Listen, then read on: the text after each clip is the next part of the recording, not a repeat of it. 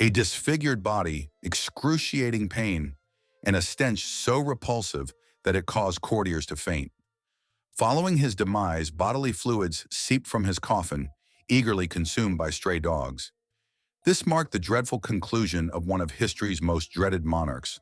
Today we unveil the true narrative surrounding the death of Henry VIII of England, a story so grotesque that it is seldom recounted in its full, repugnant detail. Henry Tudor was born on June 28, 1491. Upon ascending to the throne at the age of 17, he was regarded as Europe's most handsome prince, tall, athletic, with golden red hair and a regal demeanor. A Venetian ambassador noted that he had an extraordinary physique and an angelic appearance, surpassing the beauty of any other Christian prince. How, then, did this paragon of virility and power meet such a humiliating end? The pivotal moment came in January 1536 during a jousting tournament in Greenwich, when at 44 years old, Henry experienced a catastrophic fall as his horse collapsed beneath him. The king remained unconscious for 2 hours, and although he survived, the injury to his right leg would never fully heal. This wound developed into an open ulcer that perpetually oozed, emitting a foul odor that announced his arrival even before he entered a room. It was a profound humiliation for such a proud king. Courtiers were compelled to endure the stench without displaying disgust, under threat of incurring the king's wrath. The accident also signaled the onset of a change in his demeanor. Coincidence or not, this transformation coincided with the period when Henry ordered the execution of his second wife, Anne Boleyn, based on fabricated charges of adultery and treason. Some historians propose that the brain injury sustained from the fall may have intensified pre-existing tendencies towards paranoia and episodes of rage. Due to diminished mobility, the king began to gain weight at an alarming rate. His waist, which measured 89 centimeters during his youth, expanded to over 130 centimeters.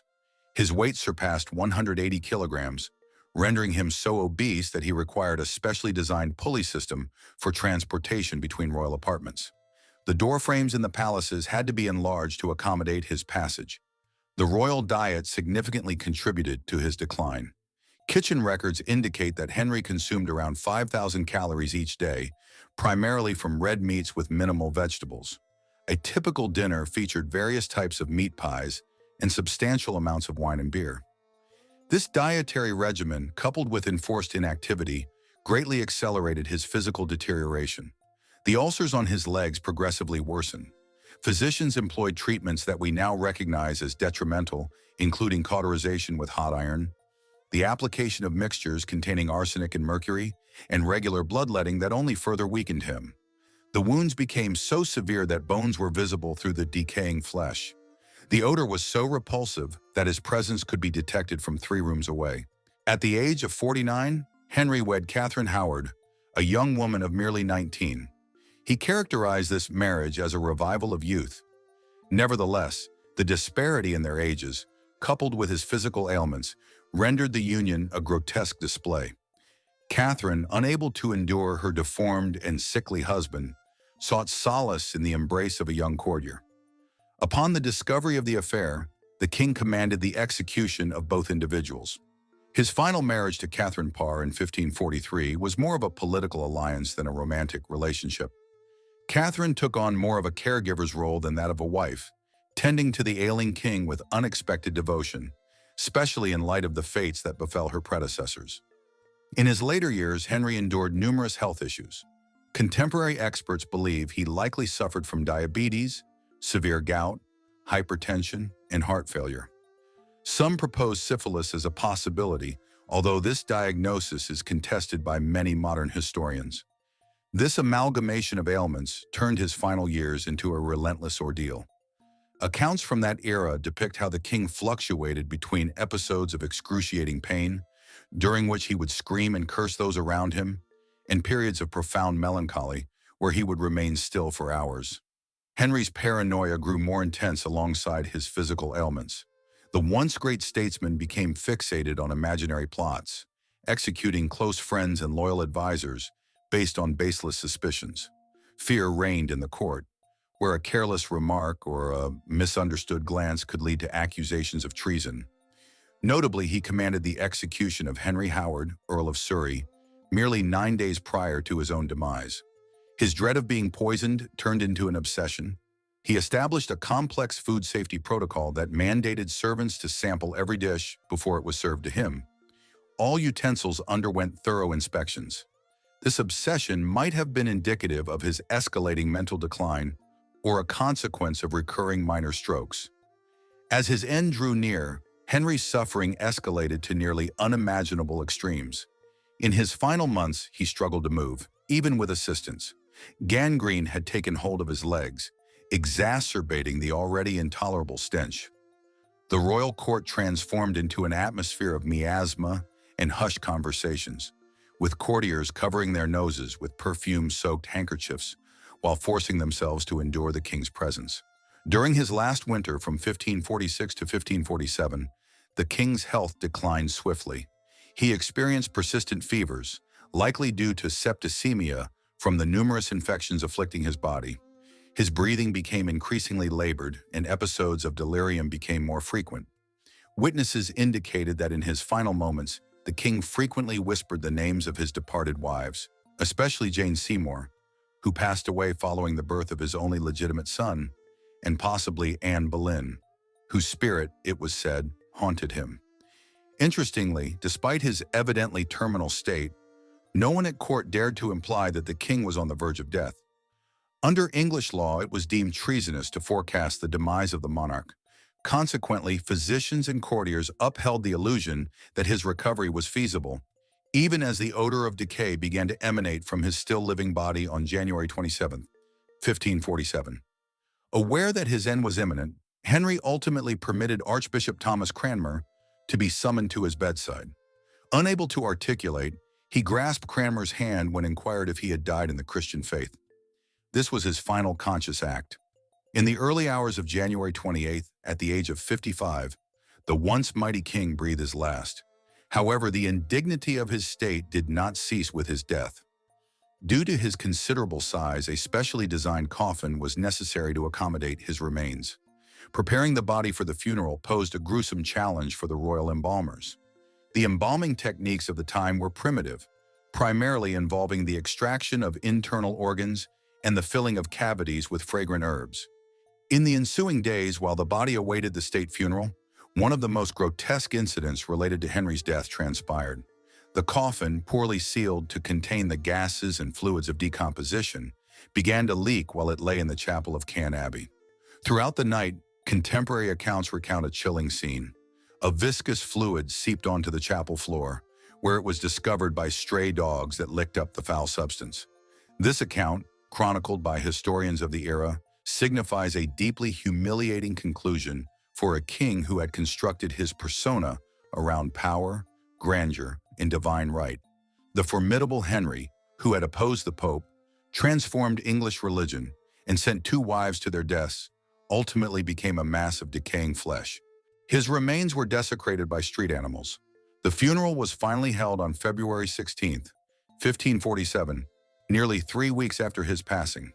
Despite the intolerable stench emanating from the coffin, the ceremonies were performed with all the grandeur befitting such a powerful ruler. He was interred in St. George's Chapel at Windsor Castle next to Jane Seymour, the only wife who had provided him with the longed-for male heir, Edward VI. Ironically, Edward, whose birth had prompted many of Henry's contentious decisions, including the schism with Rome, ruled for merely 6 years before succumbing to illness at the age of 15. The crown then passed to Mary the Rooster, daughter of Catherine of Aragon, who sought to undo her father's Protestant reforms, and subsequently to Elizabeth I, daughter of Anne Boleyn, who would usher in a golden age in English history. The grotesque demise of Henry VIII serves as a stark reminder of the limitations of human authority. The king who believed himself to be above the law, capable of reshaping the national faith and disposing of lives at his discretion, ultimately became a victim of his own corporeal existence. His death marked not only the end of a man, but also the emblem of an era's decline.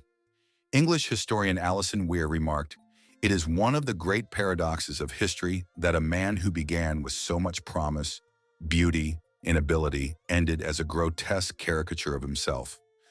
Plagued by physical suffering and mental turmoil, both feared and admired by those in his vicinity, yet seldom genuinely loved. The evolution of Henry VIII from the quintessential Renaissance prince to an overweight and ailing tyrant stands as one of the most intriguing case studies illustrating how unchecked power, coupled with chronic pain and progressive illness, can alter a person fundamentally. His political legacy, which includes the severance of England from Rome and the founding of the Anglican Church, continues to influence the contemporary world. However, his personal demise serves as a poignant reminder of human vulnerability. The final moments of Henry's life, characterized by his strained breathing and misshapen body, starkly contrast with the official portraits that depict him in all his regal splendor. This discord between public persona and private reality constitutes one of the significant lessons derived from his life and death. Thus concluded the life of one of history's most infamous monarchs, not in glory, but amidst an unbearable odor and an end unworthy of his crown.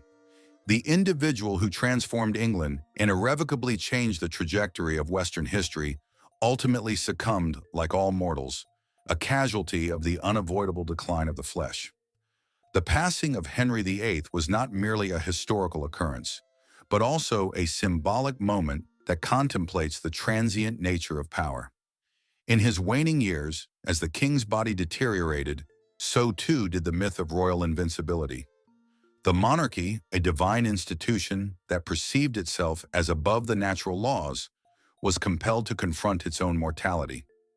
The ultimate irony in Henry VIII's existence is that the man who endeavored so fervently to secure a male heir, to the extent of breaking with Rome and executing 2 wives, fathered a frail son who would die prematurely. His genuine legacy would manifest through his daughters, especially Elizabeth I, the offspring of the woman he condemned under false pretenses. Perhaps the most profound lesson from the death of Henry VIII is that not even absolute power can transcend the limitations of the human body. The individual who altered the laws of his country to fulfill his own desires was unable to change the laws of nature. Ultimately, even the mightiest of monarchs encounters the same destiny as the most modest of subjects. The demise of Henry VIII is not merely a tale of medical horror, but rather a moral lesson regarding the limitations of human authority and the certainty of physical decline. His physique, once revered as the epitome of royalty, transformed into a representation of the fleeting nature of all worldly splendor. This account serves as a reminder that in the end, we all stand equal in the face of death, irrespective of our accomplishments or societal standings. The gruesome passing of Henry VIII continues to captivate and horrify precisely because it exposes the fragile humanity concealed behind the veneer of absolute power.